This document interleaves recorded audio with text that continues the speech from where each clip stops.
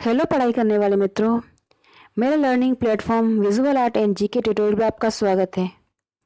दोस्तों, ये वीडियो है यूरोपीय कला के प्रश्नों का भाग 1। वीडियो शुरू करने से पहले आपसे कहना चाहूँगी कि अगर आपने अभी तक मेरे चैनल को सब्सक्राइब नहीं किया है तो प्लीज़ सब्सक्राइब करके बेल आइकन प्रेस कर दें, जिससे जो भी वीडियो मैं अपलोड करूँ उसका नोटिफिकेशन आपको मिलता रहे। और प्लीज़ वीडियो अगर पसंद आता है तो लाइक और शेयर ज़रूर करें। पहला प्रश्न है, पुनर्जागरण कालीन चित्रकला निम्नांकित में से किसके लिए प्रसिद्ध है? रेखीय परिप्रेक्ष्य, छाया प्रकाश योजना, त्वरित गति या स्वाभाविक आकार? तो दोस्तों, जो पुनर्जागरण कालीन कला थी उसमें रेखीय परिप्रेक्ष्य भी था, छाया प्रकाश भी था और स्वाभाविक आकार भी था। ऑप्शन तीसरा जो है इसमें वो नहीं था। तो 1, 2 और 4, 1, 2, 4 डी में है, तो इसका आंसर हो जाएगा ऑप्शन नंबर डी। 1, 4 और 2 सही है।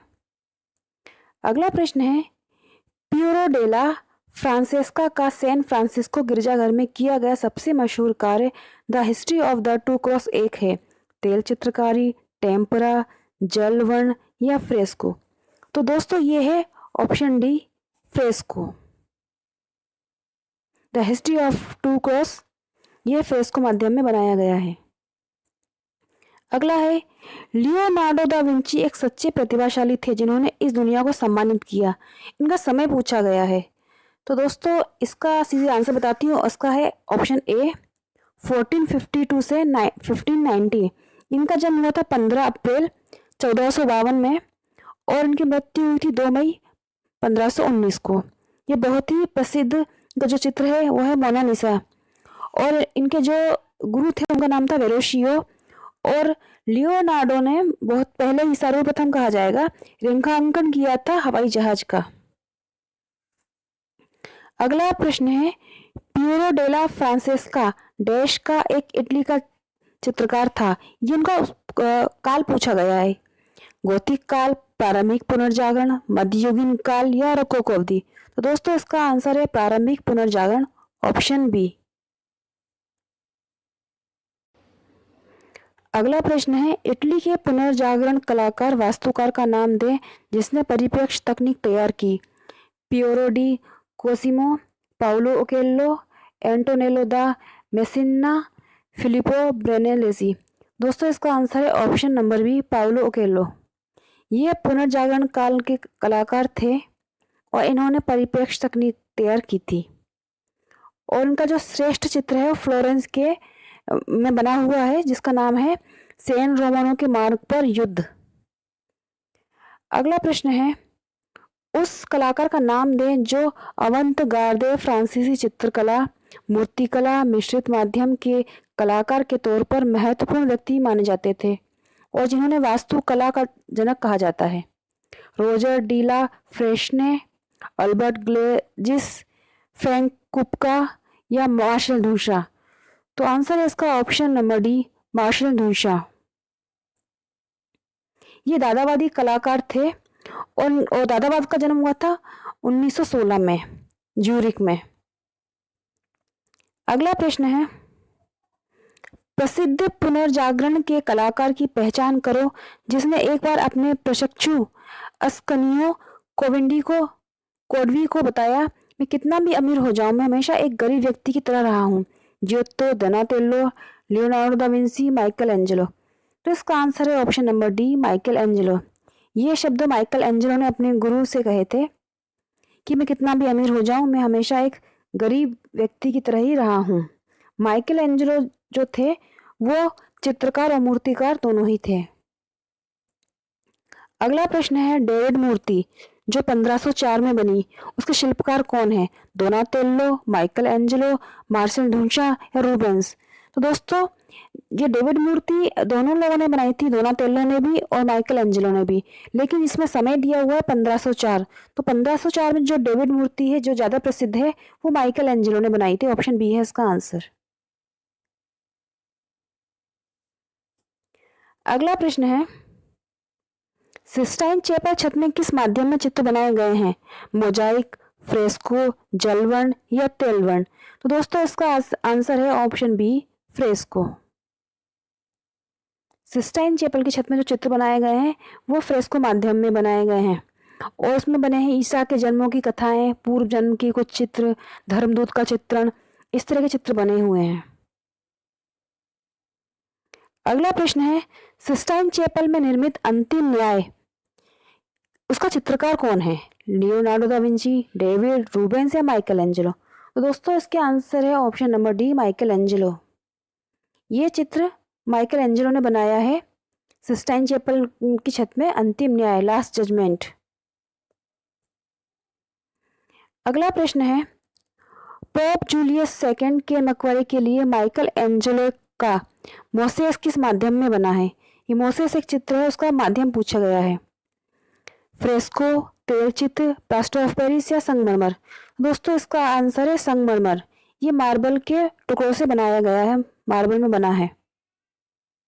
ऑप्शन डी है इसका आंसर। अगला प्रश्न है, प्रारंभिक गोथिक मोज़ेक कला में टीसेरेई क्या है? रंगों की चमक, रंगों का वर्गीकरण, रंगों की पारदर्शिता या छोटे रंगीन घन? तो टीसेरेई जो है वो है छोटे रंगीन घन। ऑप्शन डी है इसका आंसर। टीसेरेई मतलब छोटे रंगीन घन, जो प्रारंभिक गोथिक मोज़ेक कला की विधा में चलते थे। और जो गोथिक कला की वो मुख्य विशेषता वही थी, कांच की खिड़कियों में काम जो किया गया था। स्टेन ग्लास विद्या का विकास गोथिक काल में हुआ था। और गोथिक काल का जो समय है वो 12वीं शताब्दी फ्रांस का माना जाता है। अगला है, 1879 में स्पेन में किस गुफा की खोज हुई? फांतागोम, अल्टामिरा, लामूत या लास्को? दोस्तों आंसर है ऑप्शन बी, अल्टामिरा। 1879 में स्पेन में अल्टामिरा गुफाओं की खोज हुई थी। और ये खोज की थी एक 8 साल की बालिका ने, जिसका नाम था मारिया सानुओला। अगला प्रश्न है, विश्व में प्रागैतिहासिक मानव द्वारा अंकित सर्वप्रथम चित्र किस गुफा से प्राप्त हुए हैं? लास्को, अल्टामिरा, पचमढ़ी या मिर्जापुर? तो दोस्तों इसका आंसर है option number B, Altamira. Altamira की गुफा में से जो चित्र मिले हैं वो विश्व में प्रागैतिहासिक मानव के सबसे प्राचीन चित्र माने जाते हैं, या कहा जाता है वो सर्वप्रथम चित्र मानव ने वहीं पर बनाए थे। अगला प्रश्न है 15 नंबर, 600 से 350 ईसा पूर्व के बीच में निर्मित श्याम एवं श्वेत मतलब ब्लैक एंड व्हाइट चित्रित बर्तन किस काल से संबंधित हैं? मतलब किस कला से या किस काल से? रोमन कला, मिसिपिसी, मेसोपोटामिया या ग्रीक? तो दोस्तों इसका आंसर है ग्रीक कला। ऑप्शन डी है इसका आंसर। यूनानी कला में तिरछी और खड़ी रेखाओं के द्वारा चीनी मिट्टी के बर्तनों पर आलेखन किया जाता था, जो कि ब्लैक एंड व्हाइट या जिसे कहा जाएगा श्याम श्वेत कलर में होता था। और इसका समय था 600 से 350 ईसा पूर्व। और ये ग्रीक काल या यूनानी काल से संबंधित है। अगला प्रश्न है, निम्नलिखित कलाकारों को उनके काल क्रमानुसार अवरोही क्रम में व्यवस्थित करें। नाम है रूबेंस, राफेल, रेम्ब्रा और टिंटोरेटा। तो दोस्तों इसका आंसर है, सबसे पहले आ जाएंगे राफेल, 1483 इनका टाइम था बर्थ। फिर है टिंटोरेटो, इनका था 1518। रूबेंस इनका था 1577 और रेम्ब्रा इनका था 1606।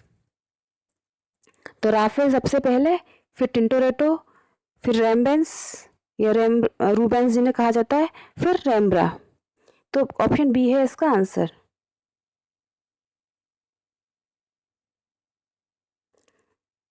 राफेल का पूरा नाम राफेल सेंजियो, टिंटोरेटो, रूबेंस और रेम्ब्रा।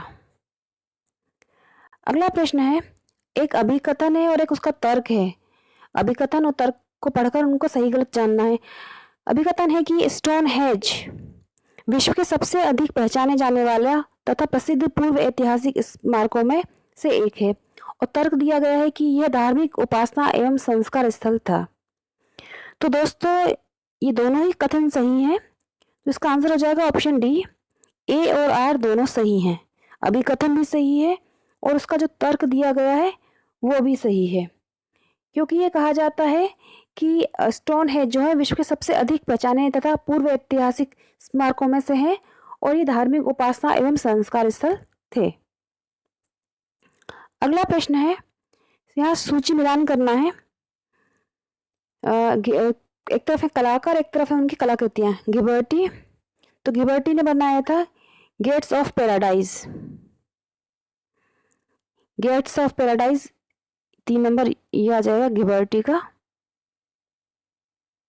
फिर है ऑगस्ट रोडिन, इन्होंने बनाया था गेट्स ऑफ हेल, ये हो जाएगा बी में।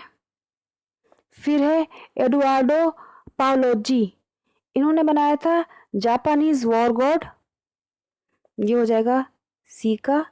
और फिर बच्चा लास्ट जॉर्ज बेसलिटस, तो ये हो जाएगा फिगर विद रेज्ड आर्म, वो ऑलरेडी उसके सामने है। Ghiberti, gates of paradise, August Rodin, the gates of hell, Eduardo Paolozzi, Japanese war god और George Baselitz, figure with raised arm. अगला प्रश्न है lives of the most excellent painter, sculptor and architect, ये किताब का नाम है, इसे किसने लिखा, ये पूछा गया है। ऑप्शन है Vincent van Gogh, E.H. Gombrich, Giorgio Vasari या गुस्ताव कुर्वे। तो इसका आंसर है option number C, Giorgio Vasari. और ये किताब 16वीं शताब्दी में लिखी गई थी। ये जो इसमें जो दिया गया था वो चित्रकारों की जीवनियाँ थी, जीवनियों की श्रृंखला थी, जिसमें जो नाम से जैसा जाहिर होता है most excellent painter, sculptor and architect, उनकी जीवनियाँ इसमें थी।